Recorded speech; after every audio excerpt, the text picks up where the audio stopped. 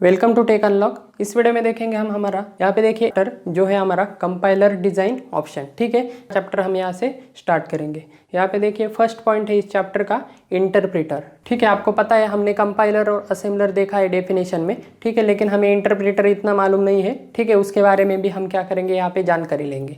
यहाँ पे देखिए इंटरप्रेटर, यहाँ पे देखिए an interpreter is a language processor that bridges an execution gap without generating a machine language program. ठीक है, अगर एक लाइन में अगर इंटरप्रेटर की अगर डेफिनेशन कही जाए तो क्या है, एक लैंग्वेज प्रोसेसर है। ठीक है, मतलब आपकी जो भी प्रोग्रामिंग लैंग्वेज होगी उसे क्या करता है, प्रोसेस करता है। मतलब ये क्या है, इन शॉर्ट में अगर कहा जाए तो कंपाइलर आपका क्या करता है, प्रोग्राम कंपाइल करता है और बाद में हम उसे क्या करते हैं, एग्जीक्यूट करते हैं, मतलब डायरेक्टली रन कर सकते हैं।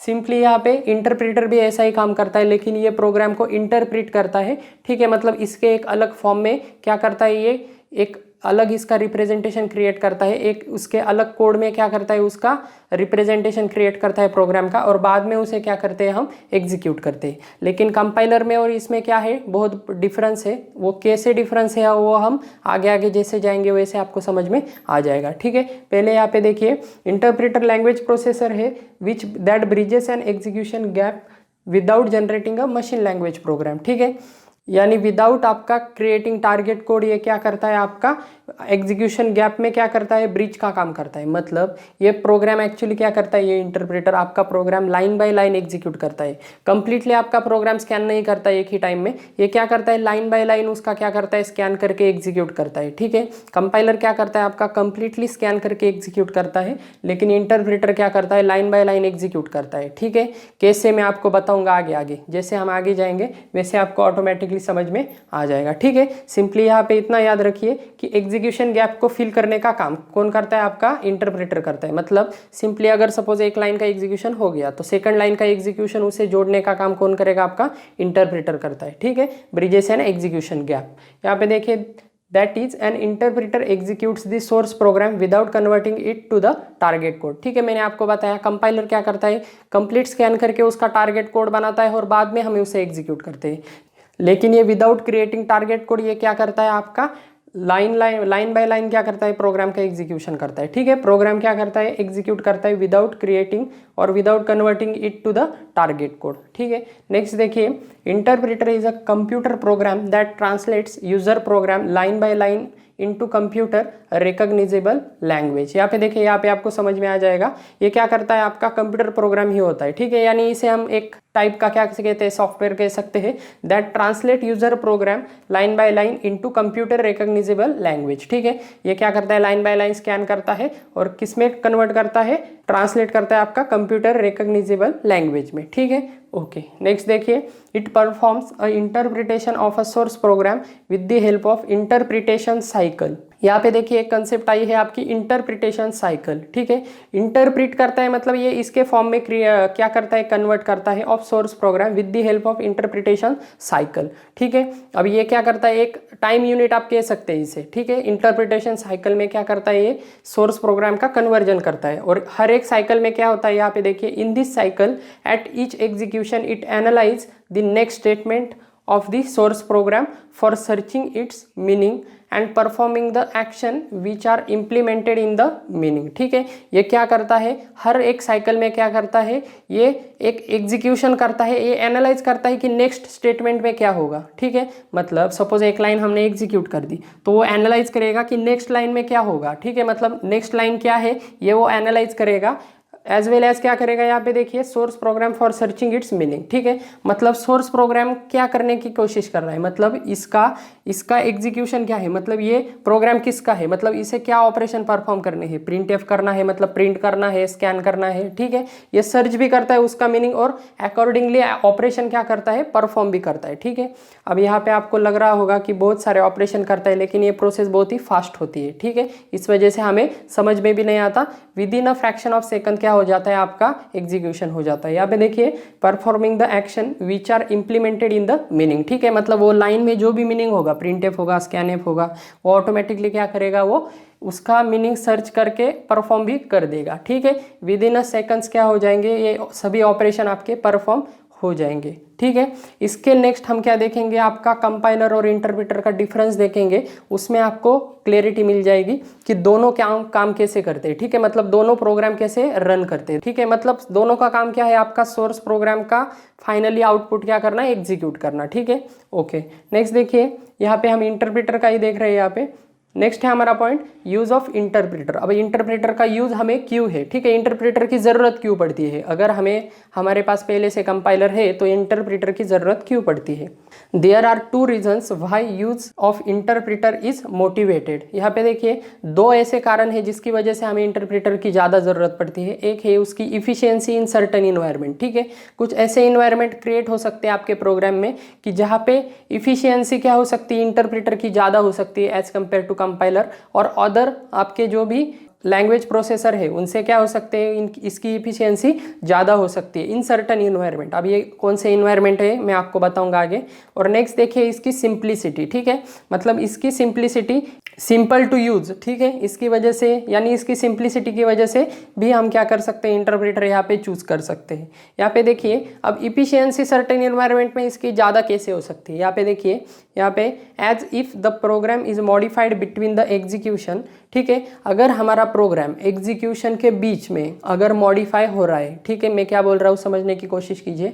अगर हमारा एग्जीक्यूशन के बीच में अगर कुछ मॉडिफिकेशन हो रहे हैं तो यहाँ पे देखिए and the statement executed is less than size of the program. ठीक है, और जितने भी स्टेटमेंट एग्जीक्यूट हो रहे हैं उनकी साइज आपके ओरिजिनल प्रोग्राम के साइज से अगर कम है तो क्या होता है, then it is better to use interpretation for the program.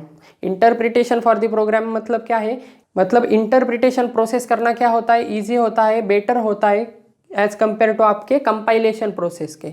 ठीक है, कैसे, यहाँ पे देखिए अगर हमने यहाँ पे 100 लाइंस का अगर कोड लिख दिया, ठीक है, इसकी सपोज मेमोरी है आपकी 100 KB। ठीक है, मैं यहाँ पे दे रहा हूँ 100 KB। अगर इस प्रोग्राम में आपके कुछ ऐसे स्टेटमेंट है, ठीक है, 100 में से अगर 20 स्टेटमेंट ऐसे हैं कि जिनको क्या लग रहा है, मॉडिफिकेशन लग रहा है। ठीक है, मतलब वो मॉडिफाई हो रहे हैं ड्यूरिंग एग्जीक्यूशन। ठीक है, एज कंपेयर टू इन्वायरमेंट। ठीक है, जो भी है मेमोरी, बैंडविड्थ या जो भी है उसके रिसोर्स के अकॉर्डिंग क्या हो रहे हैं, वो चेंज हो रहे हैं ड्यूरिंग एग्जीक्यूशन।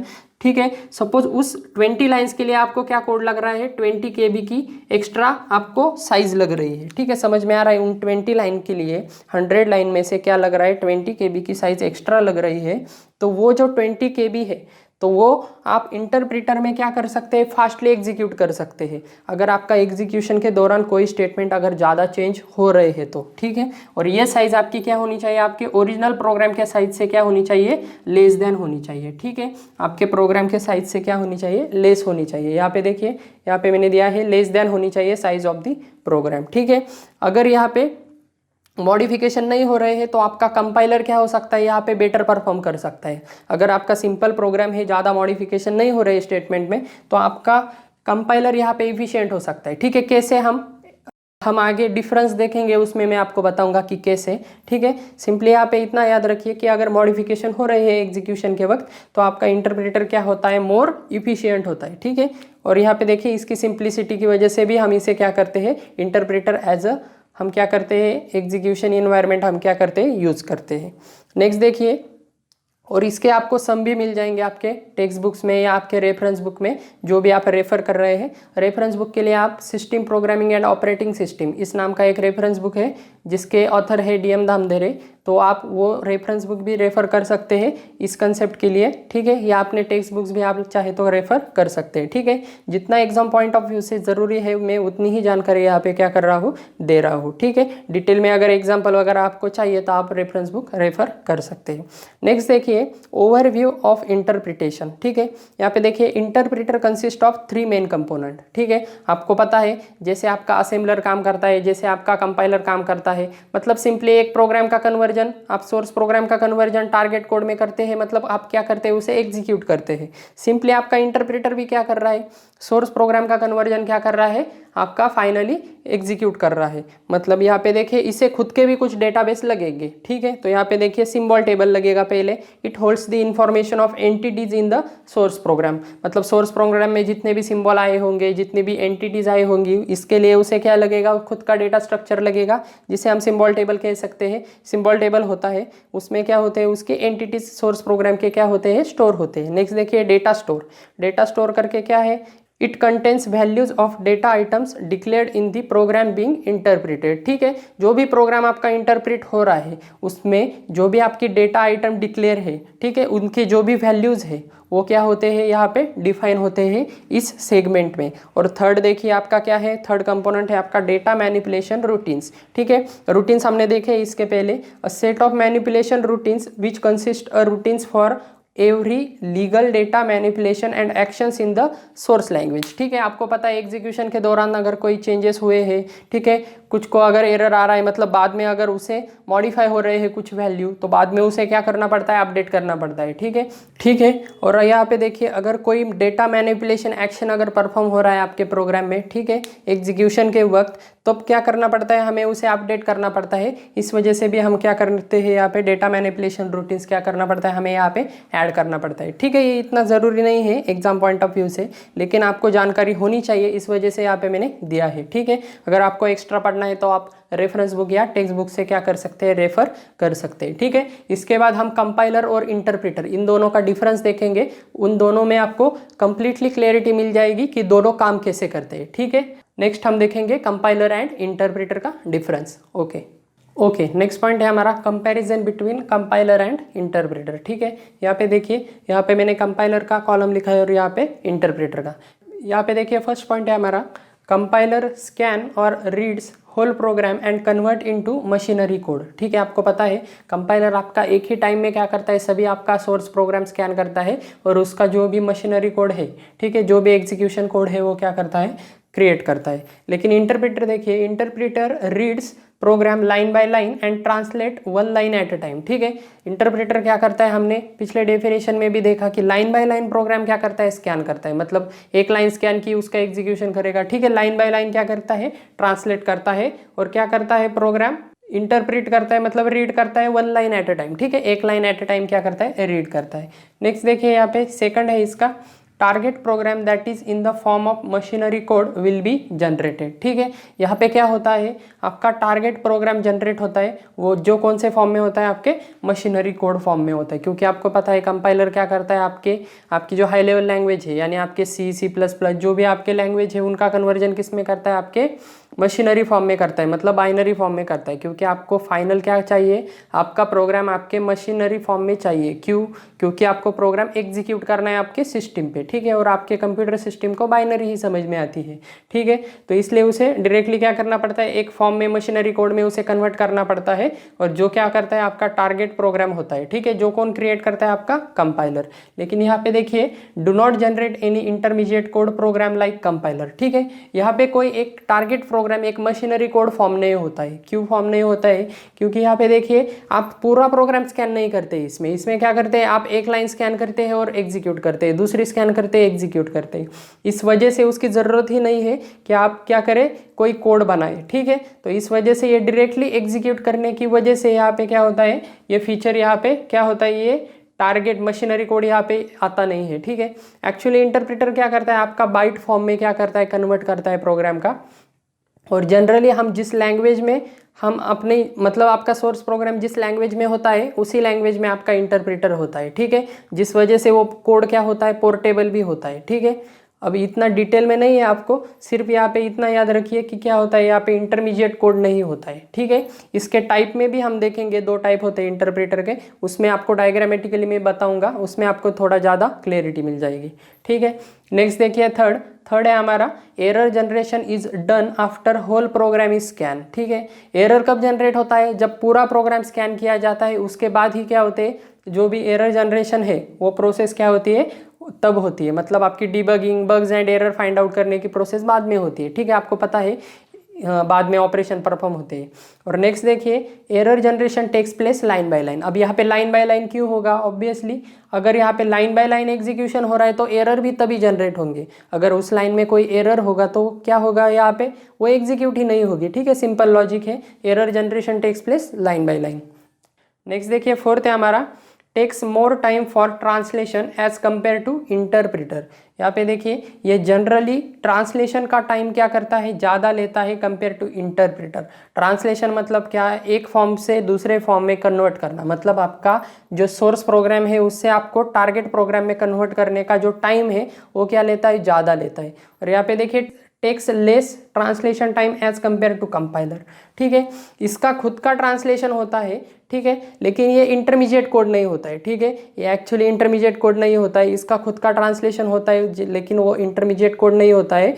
वो क्या होता है, एक सिंपल आपका कोड कह सकते हैं हम उसे, जो इनबिल्ट क्या होता है आपके इंटरप्रेटर में ही होता है। ठीक है, मतलब at a time of interpretation ही वो क्या करता है, एग्जीक्यूट करता है। ठीक है, इस वजह से हम उसे इंटरमीडिएट कोड नहीं कहते। ठीक है, क्योंकि स्मॉल कोड होता है उसी लाइन के लिए, मतलब कंप्लीट प्रोग्राम के लिए आपका इंटरमीडिएट कोड नहीं होता है, स्मॉल प्रोग्राम होता है, मतलब स्मॉल कोड होता है एक सिंपल लाइन के लिए। इस वजह से यहाँ पे देखिए take less translation time as compare to compiler.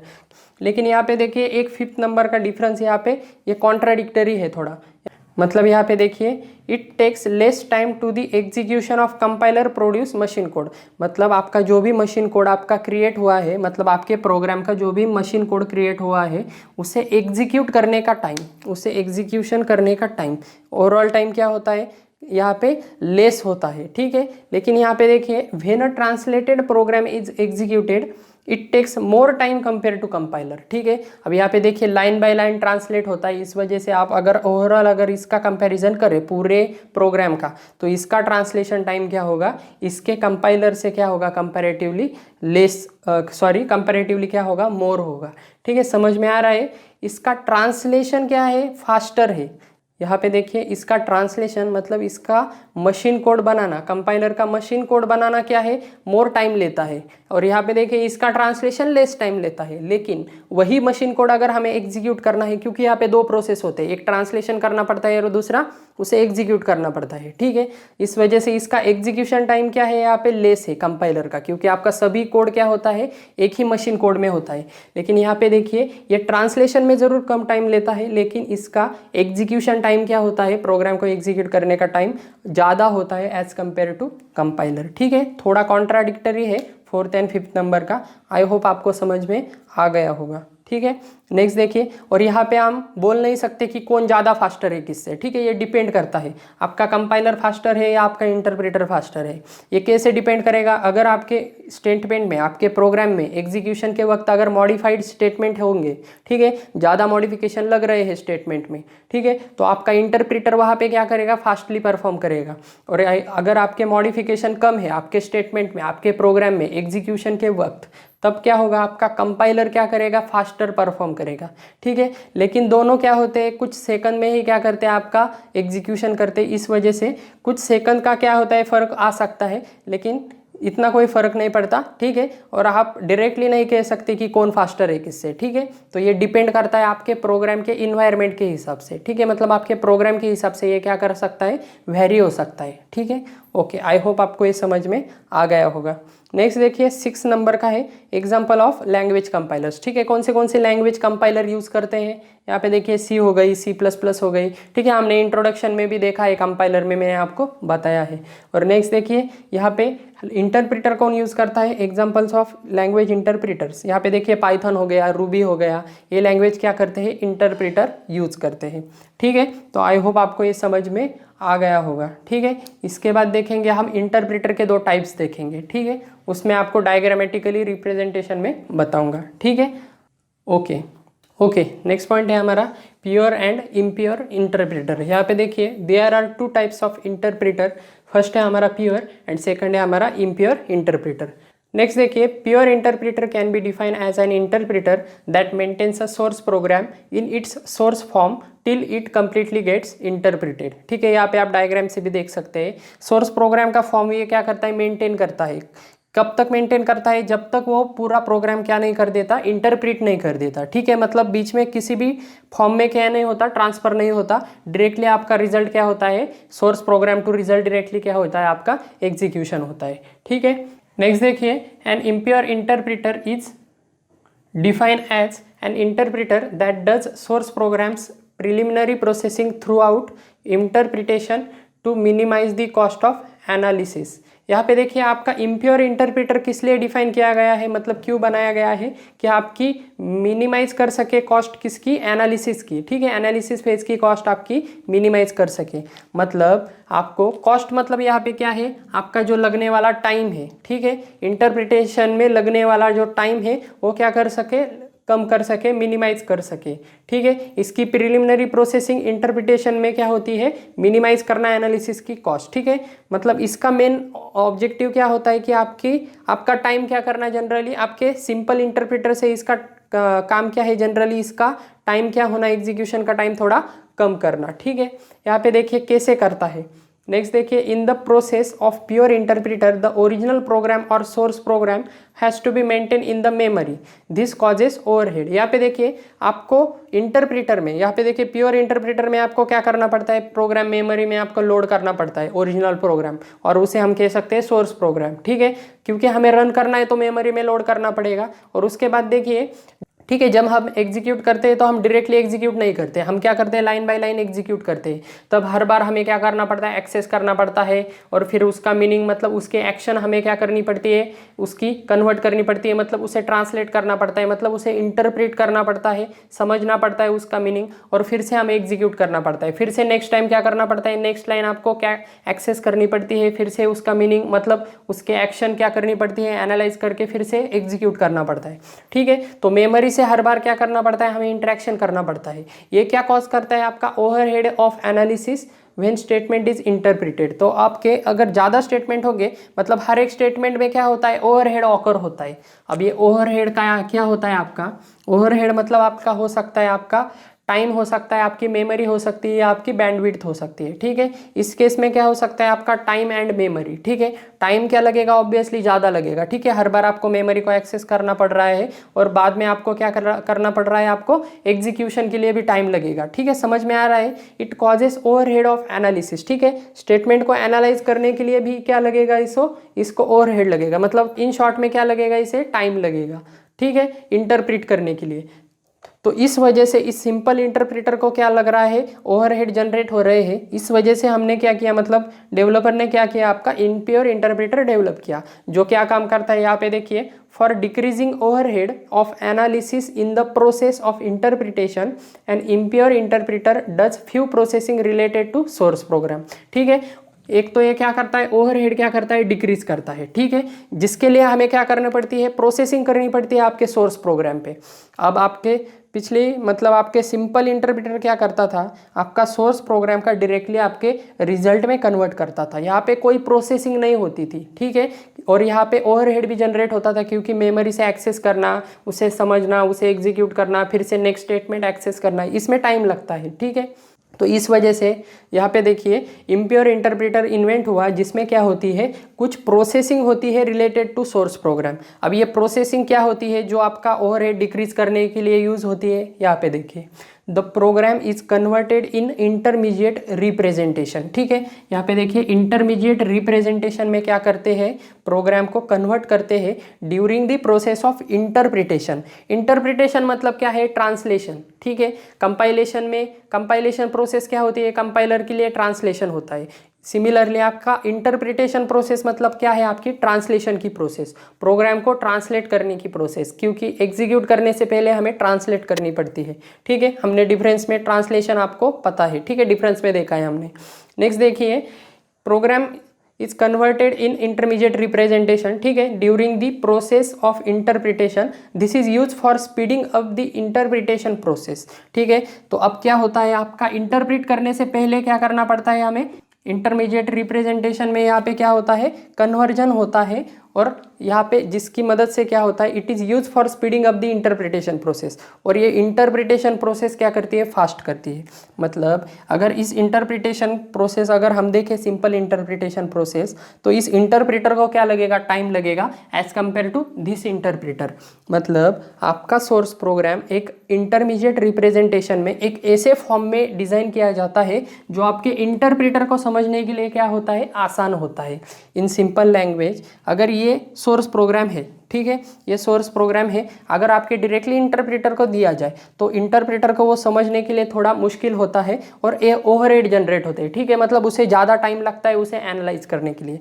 लेकिन यहाँ पे इम्प्योर इंटरप्रेटर में क्या होता है, आपका सोर्स प्रोग्राम एक ऐसे फॉर्म में कन्वर्ट किया जाता है, इंटरमीडिएट रिप्रेजेंटेशन जिसे हम कहते हैं, जिसमें क्या होता है और कौन करता है वो कन्वर्ट, आपका प्री प्रोसेसर करता है आपके इंटरमीडिएट रिप्रेजेंटेशन में कन्वर्ट, जो आपके इंटरप्रेटर को समझने के लिए क्या होता है, आसान होता है। मतलब आपका सोर्स प्रोग्राम क्या होता है, यहाँ पे कन्वर्ट होता है आपका इंटरमीडिएट रिप्रेजेंटेशन में आपका सोर्स प्रोग्राम, और बाद में वो किसे दिया जाता है, आपके इंटरप्रेटर को क्या किया जाता है, दिया जाता है। जो आपका इंटरप्रेटर क्या करता है, इजीली अंडरस्टैंड करता है और फास्टली क्या करता है, वो एग्जीक्यूशन परफॉर्म करता है। ठीक है, आपके प्रोग्राम का एग्जीक्यूशन डायरेक्टली फास्टली परफॉर्म होता है। ठीक है, आई होप आपको समझ में आ गया होगा। यहाँ पे देखिए, this is use for speeding up the interpretation process, और इस वजह से क्या होता है, इंटरप्रिटेशन फास्ट हो जाता है, क्योंकि वो मतलब इंटरमीडिएट कोड बनाने की वजह से क्या होता है, वो समझने के लिए इंटरप्रेटर को आसान हो जाता है।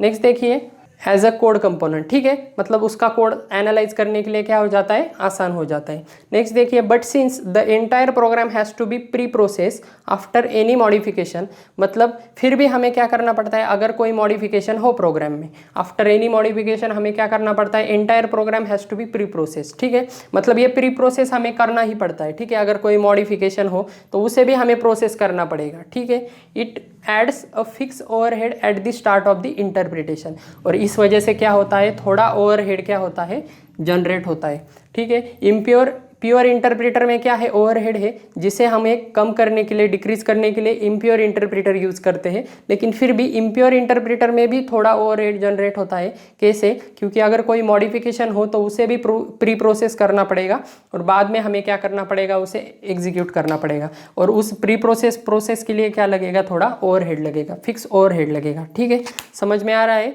फिर भी आपका इम्प्योर इंटरप्रेटर क्या है, इफेक्टिव है। ठीक है, मतलब दोनों में अगर फास्टर इंटरप्रेटर अगर कोई कहा जाए तो आपका प्योर इंटरप्रेटर से इम्प्योर इंटरप्रेटर क्या है, फास्टर है। ठीक है, डायग्राम बड़ी है लेकिन ये क्या है, फास्टर है, और ये क्या है, आपका स्लोअर है। ठीक है, तो आई होप दोनों आपको समझ में आ गए होंगे। इसमें क्या होता है, सिंपल कन्वर्जन होता है, लेकिन इसमें एक आईआर फॉर्म क्रिएट किया जाता है। मतलब आपका प्रोग्राम एक इंटरमीडिएट रिप्रेजेंटेशन में फॉर्म में बनाया जाता है, जो आपके इंटरप्रेटर को समझने के लिए आसान होता है, और वो फास्टली उसका क्या कर देता है, कन्वर्जन कर देता है। मतलब आपका रिजल्ट डायरेक्टली क्या होता है, शो होता है। ठीक है, आई होप ये आपको समझ में आ गया होगा। ठीक है, नेक्स्ट हम देखेंगे P code compiler. Okay, next point है हमारा पी कोड कंपाइलर। यहाँ पे देखिए, the concept of P code compiler is very similar to that of the interpreter in the sense that in both cases the source program is analyse and converted into intermediate form which is then executed interpretively. यहाँ पे देखिए, P code compiler आपके interpreter से बहुत similar है, क्योंकि यहाँ पे क्या होता है, आपका सोर्स प्रोग्राम एनालाइज किया जाता है और उसका कन्वर्जन होता है इंटरमीडिएट फॉर्म में, विच इज देन एग्जीक्यूटेड इंटरप्रेटिवली। ठीक है, वो बाद में एग्जीक्यूट किया जाता है। ठीक है, मतलब पी कोड कंपाइलर आपका इंटरप्रेटर से सिमिलर है। नेक्स्ट देखिए, in P code compiler this intermediate form is the machine language of a hypothetical computer called as pseudo machine और पी मशीन।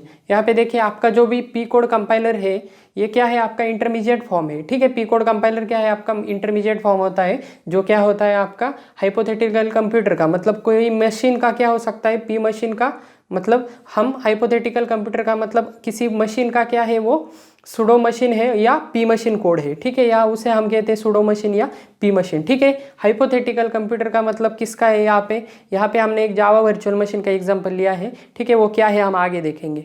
नेक्स्ट देखिए, as shown in figure the source program is compile given an object code in P code. ठीक है, आपका source programme क्या होता है, compile होता है। ठीक है, कौन कंपाइल करता है, आपका कंपाइलर। ठीक है, जिसे कौन रिस्पॉन्सिबल होता है, पी कोड कंपाइलर होता है।